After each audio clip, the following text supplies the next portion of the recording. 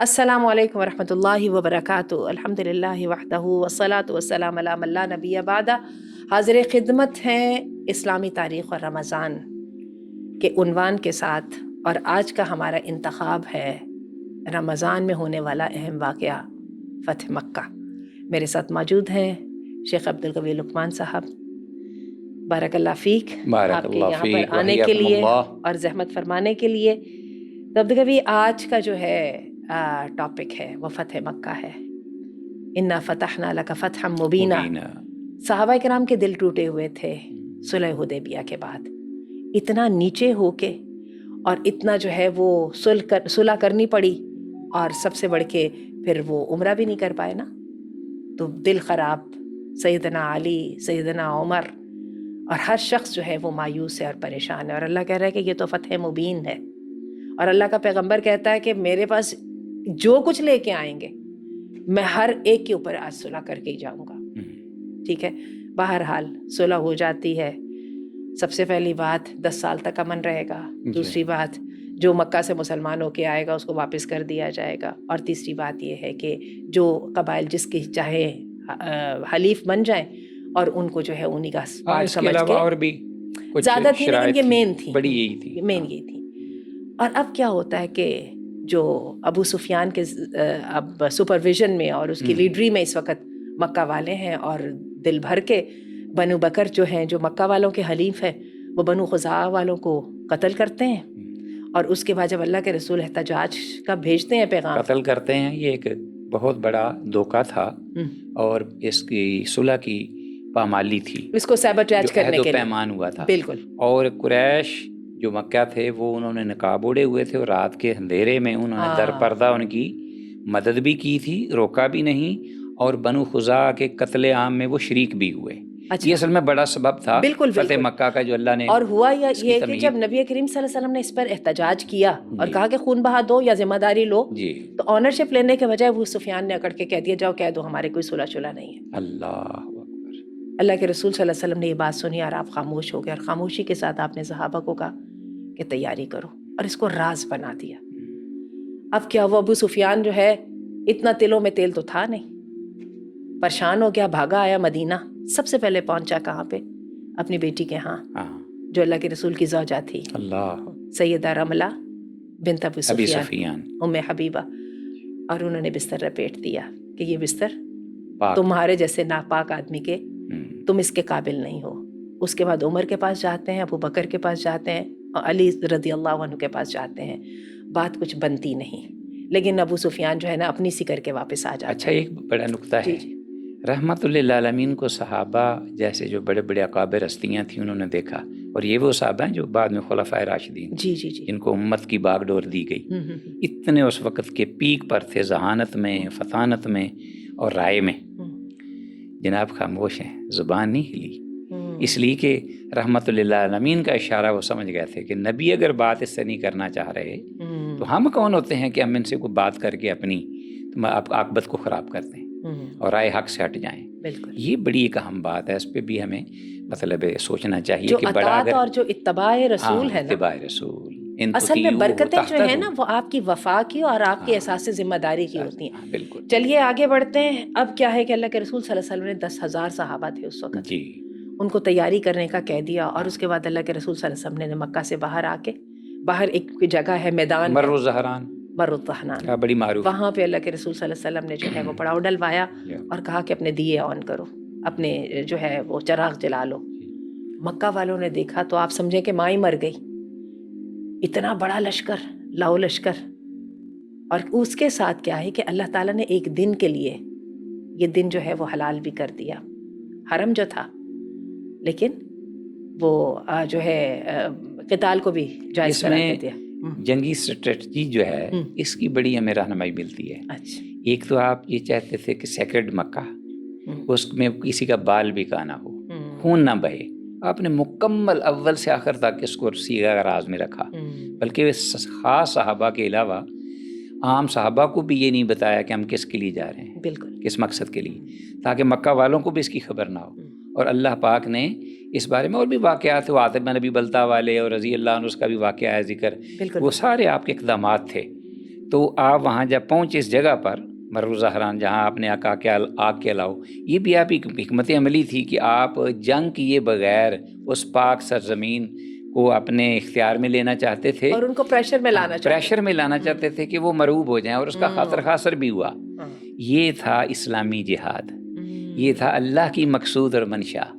اور جو دنیا کا سب سے بڑا فاتح، جو دنیا کی سب سے بڑی عظیم فتح، جس کو فتح مبین کہا قرآن حکیم میں، اور پوری سورہ جو ہے اس کے ساتھ موسوم کی، اس پر وہ جو دنیا کا بڑا فاتح ہے وہ اپنی سواری پر آ رہا ہے، اور انداز اس کا یہ ہے کہ آپ کے سر جھکا ہوا ہے اللہ کی بارگاہ میں عاجزی سے، اور زبان پہ سبحان ربی الاعلیٰ کے الفاظ ہیں۔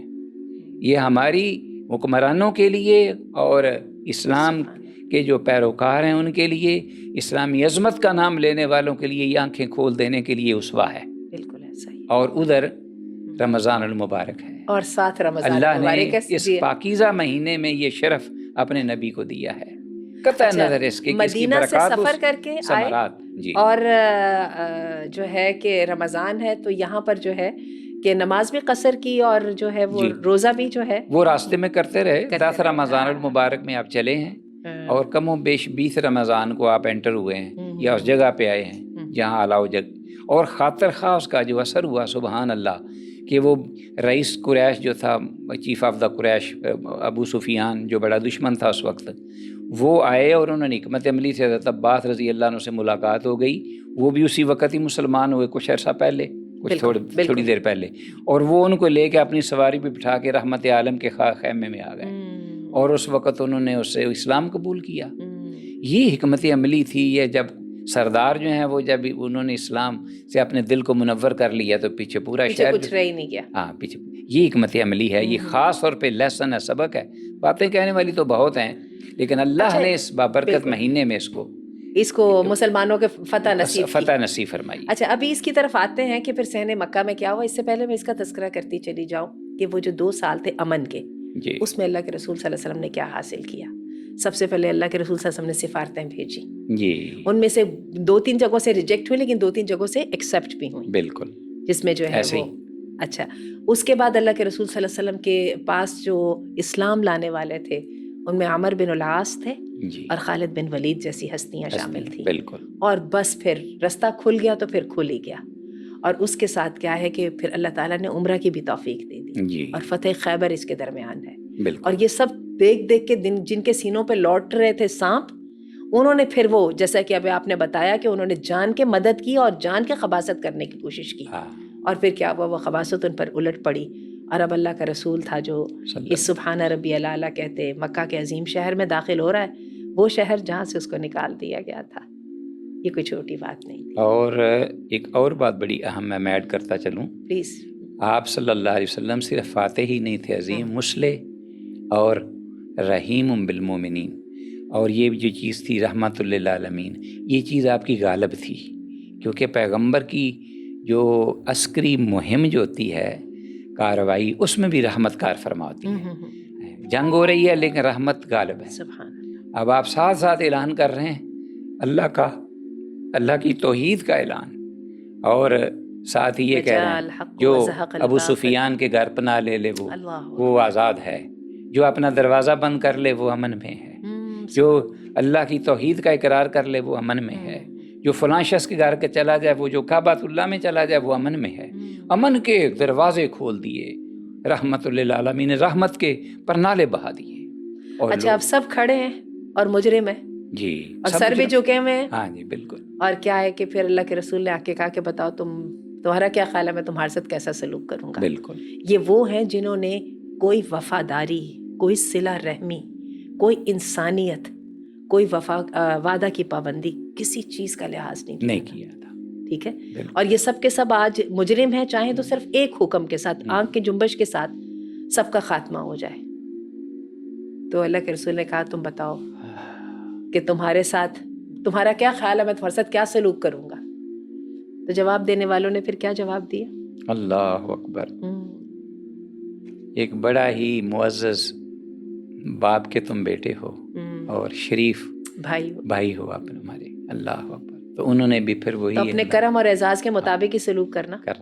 لا تثریب علیکم الیوم یغفر اللہ لکم وہو ارحم الراحمین. جس طرح اس پیغمبر نے اپنے بھائیوں کو معاف کر دیا، اپنے بیٹوں کو، اور یوسف علیہ السلام کی زبان میں. ان اور کے بھائی کیا ہوا کہ بس پھر اسلام لانے لگ گئے لوگ. جی بالکل، جوگ در جوگ، جوگ در جوگ. ہاں جی. اور کیا ہے کہ جب اللہ کے رسول اس سے فوراً بعد جب حنین کی طرف گئے تو بہت سارے لوگ یہاں سے مجاہد شامل ہوئے. اللہ. تو بات ہے کہ دلوں کو فتح کرنا ہوتا ہے، شہروں کو فتح کرنے سے پہلے. تو یہ ظلم کی، بربریت کی جو آپ نے اپنی آنکھوں سے بھی مثالیں اور کچھ مناظر دیکھے تھے، ان کے جو قاتلین تھے، وہ کام کرنے والے، ان کو بھی رحمت اللہ العالمین نے اپنے دامن رحمت میں جگہ دی.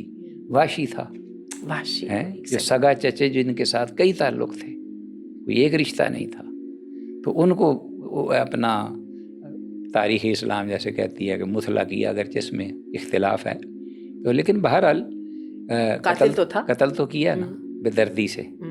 تو پھر وہ ان کے پاس گیا وہ، جی. اور آپ صلی اللہ علیہ وسلم نے پھر وہ جب آپ کے سامنے اس نے اسلام، اللہ کے پیغمبر نے یہ بشارت دی کہ الاسلام یجب ما قبلہ، سب کچھ معاف کر دیتا ہے. لیکن ایک خلش تھی کہ پیغمبر جب مجھے دیکھتے ہیں تو پیغمبر کچھ سوچتے ہیں، شاید وہ غم اپنے چچا کا، وہ صدمہ وہ آ جاتا ہے سامنے یا تازہ ہو جاتا ہے. تو پھر اس کی وہ دعا کرتے رہے کہ اللہ مجھے ایسا موقع دے کہ جامِ کوثر پینے سے اپنے نبی کے ہاتھوں پہ قیامت کے دن میں کچھ اس کا ازالہ کرتا چلا جاؤں. تو اسی مہم میں پوری زندگی اسی دعا میں گزار دی.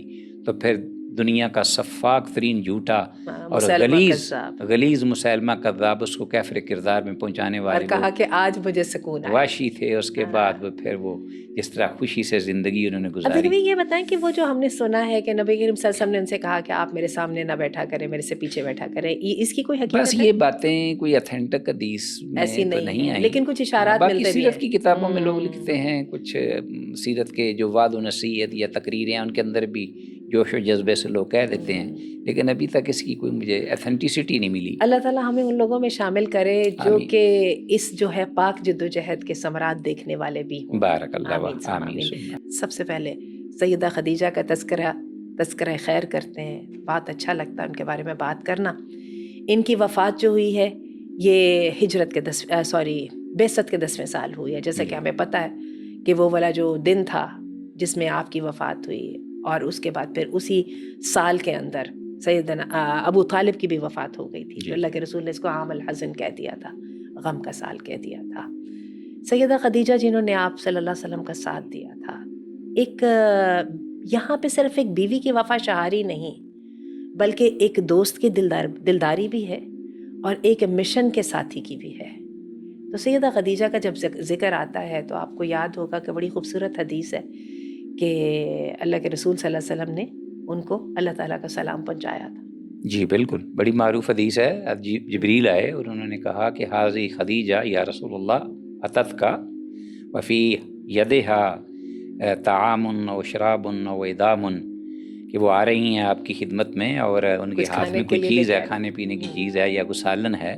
تو جب وہ آپ کے پاس پہنچیں تو اقرا منی من ربک و منی السلام، کہ ان کو میں اپنے پروردگار کا اور میری طرف سے سلام کہنا. اللہ اکبر. وبشرھا، یہ بات سبحان اللہ کی کیا ہے، وبشرھا بالجنہ التی فیہا بیت من قصب، کہ ان میں ایسی جنت کی بھی خوشخبری دے دیجیے جس میں ان کے لیے ایک پیلس ہے، جو پیلس بنا ہوا ہے خالص لؤلؤا یعنی موتیوں کا، مجوفہ، اندر سے خالی، خول موتی کا خول ہے اور اس کے اندر من قصب، موتیوں سے نہیں، لؤلؤا کے الفاظ ہیں.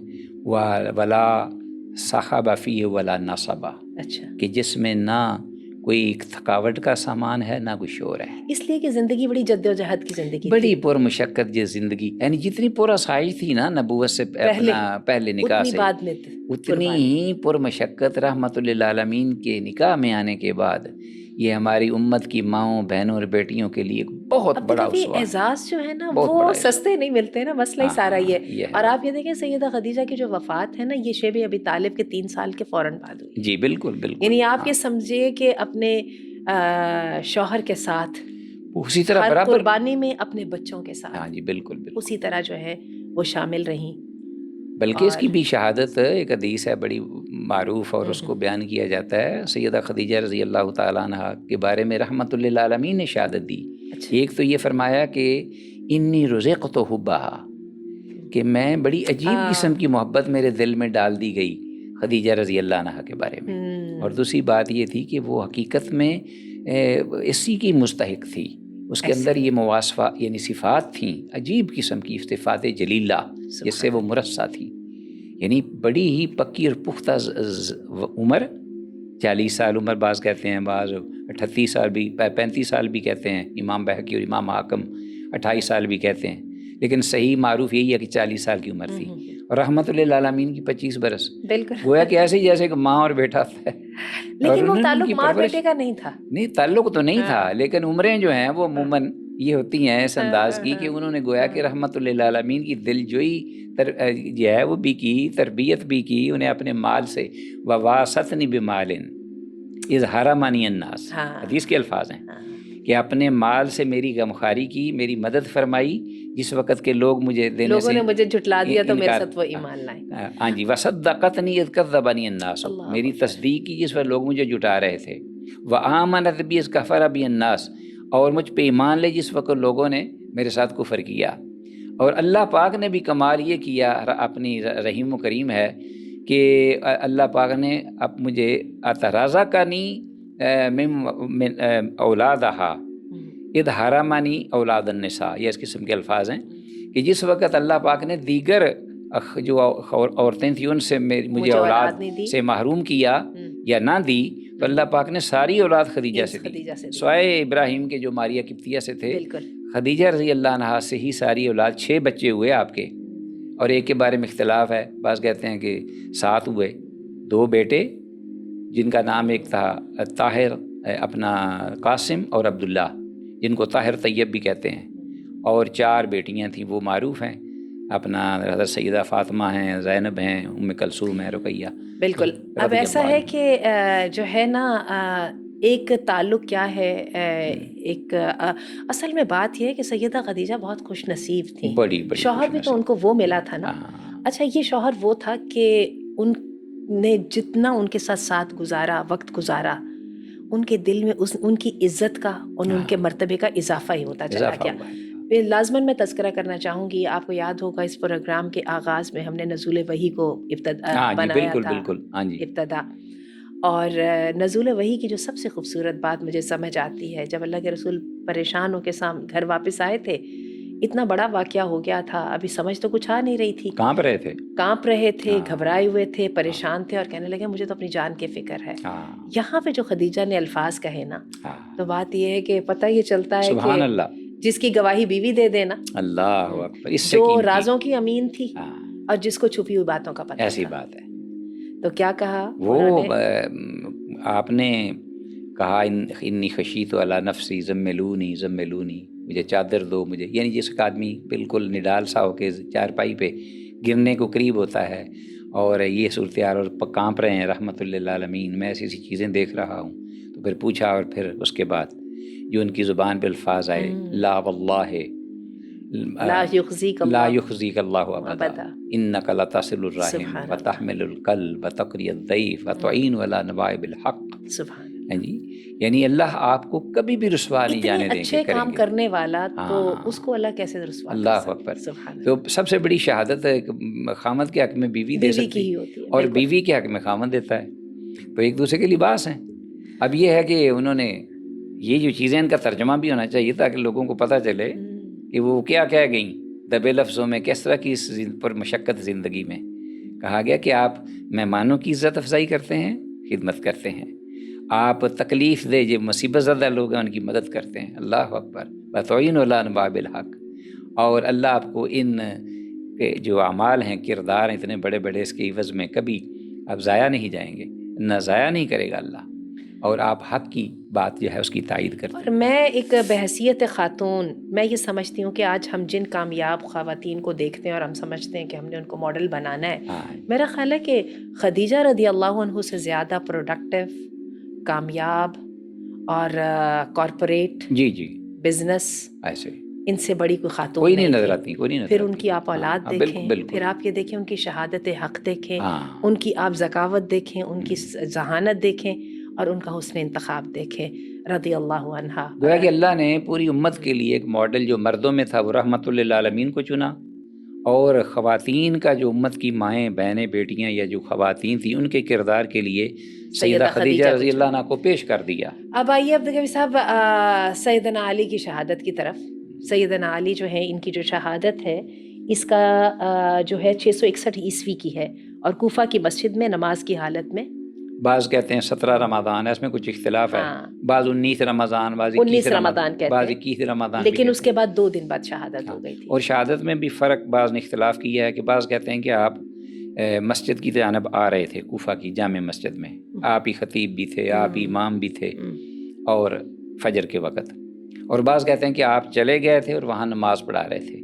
بہرحال ان دونوں کے بارے میں بہرحال ایسا ہے. عبدالقوی میں آپ کو ایک بات بتاؤں، ہمیں ابو بکر اور عمر رضی اللہ عنہما ان کی ہم سیرت پڑھتے ہیں، ہمیں ایمان کا، ثبات کا، جرت کا، قربانی کا پتہ چلتا ہے. بالکل. لیکن میں آپ کو بتاؤں کہ انسان کی زندگی میں صرف اور صرف ایفرٹ نہیں ہے، ایک بہت بڑا اور چیلنج ہے. وہ کیا ہے کہ جب کبھی ناکامی ہو تو اس کو کیسے فیس کرنا ہے. اور میں نے یہ دیکھا ہے کہ اگر سیدنا علی کی سیرت کو پڑھا جائے نا، اس سے ہمیں یہ سمجھ آتی ہے کہ ایمان والے کا کردار کیا ہونا چاہیے.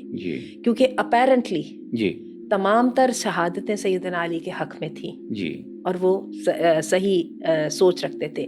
لیکن خلیفہ بننے کے بعد جو ان کو پیش آیا، جو انہوں نے دیکھا، اور اس کے بعد پھر ان کی اولاد کے ساتھ جو سلوک ہوا، بالکل حقیقت یہ ہے کہ یہ وہ اپنی نظروں سے دیکھ رہے تھے. اور سب سے بڑی بات یہ ہے کہ جس اسلامک اسٹیٹ کے لیے انہوں نے اتنی بڑی قربانی دی کہ نہ چاہنے کے باوجود بھی اس کی ذمہ داری کو ذمہ داری سمجھ کے پکڑ لیا، ان کو اپنی نظروں کے سامنے اس کا جو ہے 2 حصوں میں تقسیم ہونا گوارا کرنا پڑا. اور حقیقت یہ ہے کہ اس میں جو سیدنا علی کی سیرت پڑھنے سے بہت سارے گوشے کھلتے ہیں، اور ہمیں یہ پتہ چلتا ہے کہ ہوا جب مخالف بھی ہو تو ایمان کے چراغ کو کیسے برقرار رکھنا نہیں. وہ یہ ہے کہ بعض لوگ اس بات کو سمجھتے ہیں کہ جی اگر اجتماعی معاملہ ہے، قوم کی جو ناؤ ہے وہ منجدار میں ڈوبنے کے قریب ہے، تباہی کے دانے پہ ہے، تو ایک آدمی جو ہے وہ صلاحیت رکھتا ہے، وہ سوچ رکھتا ہے، وہ اپنی اس کو سنبھالنے کی، اس کی سلوشن کی، تو وہ اس کو چھوڑ کر راستے میں تو وہ ادھر ادھر نکل جائے یا چھپ جائے. انتہائی یہ ایک بہت بڑی ایک امت کے ساتھ سمجھ لیجئے کہ ایک بے انصافی ہے. اور یہ حضرت علی رضی اللہ عنہ نے گوارا نہیں کیا. حالانکہ بڑے آرام سے دیکھتے کہ فتنہ پڑ رہا ہے یا جو صورتحال بن رہی ہے تو میں اسے بچ جاؤں اور اپنی جان بچا کے ایک طرف ہو جاتے، اور وہ چاہتے بھی تھے ایک طرف نکل جاؤں. لیکن جب انہوں نے دیکھا کہ اب آ پڑی ہے تو پھر صحابہ نے ان کو، اچھا پھر ہر چیز غلط ہوئی، یعنی غلط رخ پہ چلی گئی. جنگ صفین میں جو ہے نا جب خوارج کا ظہور ہوا ہے تو پھر کیا ہوا کہ سب سے بڑی بالکل ہی صورتحال سیدنا علی کے ہاتھ سے نکل گئی. سب سے بڑی تکلیف دہ جو صورت تھی یا مرحلہ تھا وہ تھا کہ جب آپ نے بھی ساتھ چھوڑ دیا. بالکل خارج وہ تھے کہ جو حضرت علی رضی اللہ عنہ کے نام پر گاجر مولی کی طرح کٹ جاتے تھے جی، اور اسی لیے وہ مخالف بھی ہوئے کہ یہ کیسے ہوا ہے کہ ہماری مطلب اللہ کے علاوہ حکم کو تسلیم قرآن انہوں نے بلند کر دیا اور ان کی بات کو جو ہے نہیں مانا گیا فلاں یہ وہ، تو وہ انہی سے ہی پھر کٹے حضرت علی رضی اللہ عنہ سے. سیدنا علی کی سیرت میں ایک دن پڑھ رہی تھی، یہ جو ہمارے پاس جو مجلہ شائع ہوا کرتا تھا نا اہل حدیث، اس میں کہ سیدنا علی کو پتا تھا، دھمکی تو وہ دے چکے تھے جو خوارج ہیں کہ یہ مجھے قتل کریں گے، خاص طور پہ ابن ملجم کے بارے میں ان کو پتا تھا. اور ان کو بے چینی بھی تھی ظاہر ہے. اور کئی صحابہ نے ان سے ان کے جو مشیر تھے انہوں نے کہا بھی کہ آپ اس کو کیوں نہیں پکڑ لیتے، تو کہنے لگے میں کیسے پکڑوں گا بغیر جرم کے. بات یہ ہے کہ یہ اللہ کے رسول صلی اللہ علیہ وسلم کے وہ متبعین ہیں جنہوں نے شمع رسالت کو جاری رکھا اور اپنے خون کے ساتھ سنیچا، رضی اللہ عنہم ورضوا عنہ، اور شہادت کا وہ رتبہ پایا جو کہ دنیا میں سب اعزازات سے سب سے اللہ پاک نے انہیں یہی ماہ مبارک جو ہے وہ دیا ہے جس میں اس شہادت کو اللہ نے سرفراز فرمایا شہادت سے، اور اپنی آپ ان کی زندگی میں وہ اعزازات بخشے کہ جو دوسرے صحابہ کے لیے وہ نہیں تھے. جزوی اعزازات وہ یہ مثلاً کہ اللہ تعین الرای غدن یفتح اللہ علی یدیہ ویحب اللہ ورسولہ ویحبہ اللہ ورسولہ. ہے جی، وَيُحِبُّ اللَّهَ وَرَسُولَهُ، وہ اللہ اس کے رسول سے محبت کرتے ہیں اور اللہ اور اس کے رسول اس سے محبت کرتے ہیں۔ فَبَاتَ النَّاسُ يَدُوقُونَ، لوگوں نے بڑی بے چینی سے رات گزاری، ایوم یوتاہا، کس کو یہ علم کل ملے گا، خیبر کا، تو صبح ہوئی تو فرمایا اس کو ملے گا جو اللہ سے محبت کرتا ہے اور اللہ اور اس کا رسول اس سے محبت اور کہا کہ کہاں ہے علی رضی اللہ عنہ۔ اور پھر یہ ہے کہ حسنین کے والد ہیں، جی سبحان اللہ، اور سب سے پہلے 8 سال کی عمر میں اتنی حکمت، اتنی بصیرت کہ 8 سال کی عمر میں جب کوئی نہیں اٹھا وہ اس دعوت میں، سب سے پہلے آپ اٹھے اور آپ نے کہا تھا میری ٹانگیں پتلی ہیں، میری عمر کم ہے، لیکن اس مشن میں آپ کے ساتھ۔ پھر زندگی بھر اس میں انہوں نے مداہنت نہیں ہوئی نہ کی ہے، بلکہ بڑے ہی ہیں اس اپنے وعدے میں پکے، رضی اللہ عنہ ورضوا عنہ۔